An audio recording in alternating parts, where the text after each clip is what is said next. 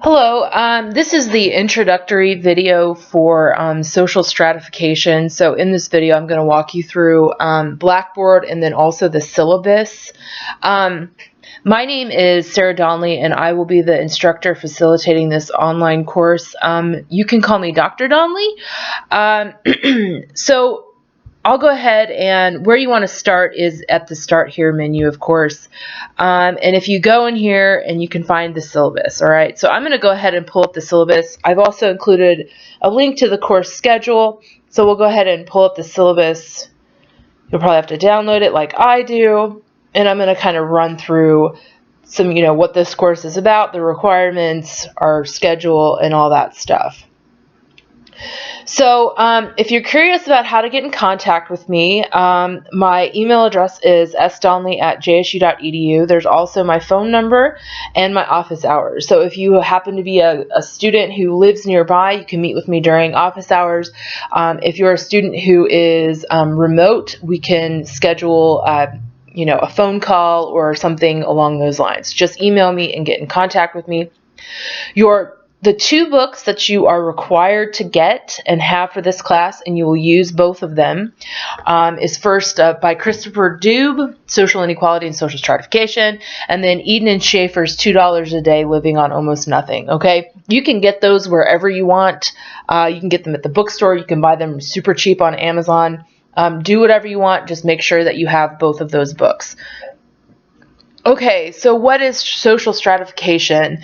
It is a system of structured inequalities. It can be described as ranking of categories of people into hierarchical strata who have different access to wealth, power, privilege, and status. And so we will look at how access to power is shaped by things like race, gender, region of residence, ethnicity, and national origin. Okay? So skipping on down to the course requirements, there are 5 major course requirements. There are 2 essay exams, so they'll take the form of a midterm and a final. And typically how these are is you'll have 3 essay questions, but you'll only have to respond to 2. Each of them are worth 50 points for 100 points total. So 50 points for the midterm, 50 points for the final. And of course, look at the course schedule for more detail on those. Every week, you will have a quiz, and it will be over the chapter that you're covering that week and any other additional material. So there's the syllabus quiz, which you're going to do this week, and then which is only worth 10 points, which all the other quizzes are worth 15 points. All right. So there will be 12 quizzes over the entire semester. However, only 10 will count towards your final grade, plus the syllabus quiz, okay?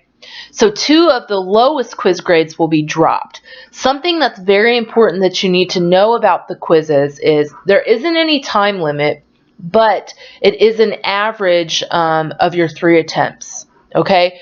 So it's in your best interest to kind of prepare for the quiz ahead of time of taking it, and then without just kind of going in and taking it on a whim and guessing at your answers.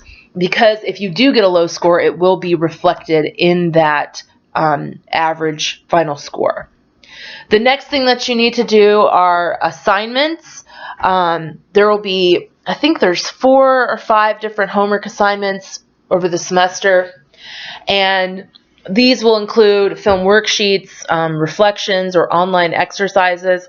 Each of the assignments will be 15 points and will often involve listening or watching something and then answering questions about it and seeing how it's related to course material.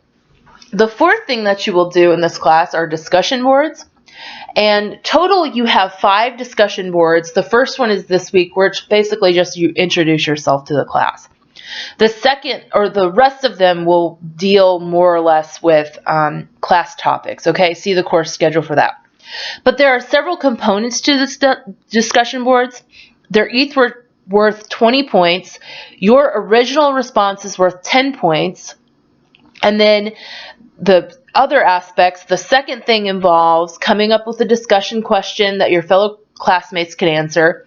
And then the third thing that is worth 7.5 points is your response to somebody else's discussion question.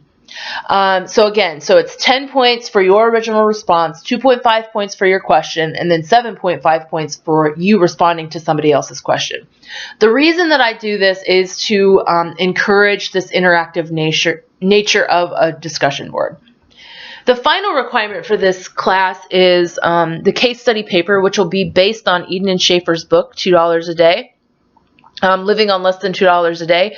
Basically, it'll ask you to pick a social problem as discussed in the book, explain it, explain how it is displayed in the book, and then coming up with remedies for that social problem. This will be towards the end of the semester, and it will be a longer paper. I think the recommended length is 6 pages. If you are curious about that, I do have the guidelines available. Just email me and ask me for them. Okay, so this class is worth 500 points total. You can do the math. Again, book and course readings, they are required. Blackboard and course content, which I'm going to look at here in a second. Everything that you will ever need for this class, you can find in course content under the weekly folders. Okay. So each week I will release, I will open up a week, so week 1, which is already open, and you can see it'll have all of the things in there that you need. So including the PowerPoint, the quiz, if there's a quiz that week, the discussion board, and or the assignments, okay? And the way that this works is they open every Sunday at 11:59 p.m. and then close the following Sunday at 11:59 p.m. every single week, okay? That will never change. The other thing that I do to be helpful is I do weekly to-do lists, okay? And weekly to-do lists, basically, it's me talking to you or me listing out what are the requirements for that week, okay? I'm going to do that here shortly after I post this video, and you'll get a sense of what are the requirements and what those are used for. Okay, in terms of course policy, grading policy and feedback, I try my best to grade everything within a reasonable amount of time, but that's not always the case. If that so happens that I can't get it to you in a reasonable amount of time, I will, obviously let you know. And most of the time, I do give individualized feedback, typically when there's issues with your assignment. So if you did everything correctly, you'll just normally get a good job from me, or something like, if you did exceptional, I'll say that in the comments, but you're going to get more comments from me if there's something wrong with it. And so please utilize that feedback to improve future assignments. Late assignments and makeups, again, that is only if you have university approved absence or extenuating circumstances, and those have to be communicated to me within a reasonable amount of time, okay? So if this happens to you, the best thing for you to do is to get in contact with me and tell me what's going on, so I have an idea of what's going on in your life, and I will accommodate as best I can.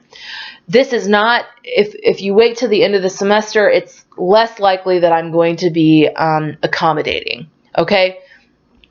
Please, if you need to get a hold of me, if you have an issue with anything or don't understand anything, please email me.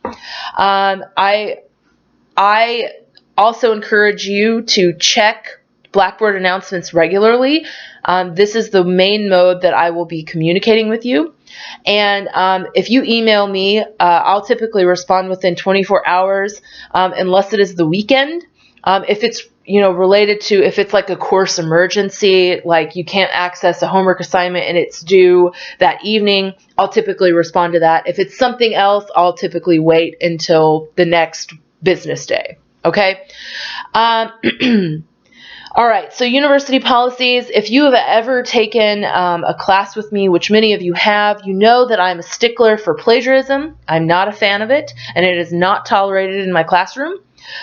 So any instance of plagiarism, you'll get an automatic 0 on the assignment, and I will not let you make it up.